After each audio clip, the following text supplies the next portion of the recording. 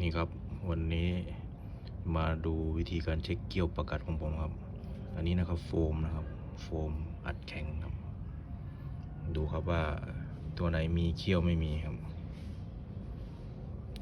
เดี๋ยวรอครับให้มันกัดเลยครับยังไม่เท่าไหร่ครับตัวนี้เขี้ยวยังถ้าตัวไหนเขี้ยวยาวๆมันจะติดครับดูตัวนี้นี่ครับนี่เสียง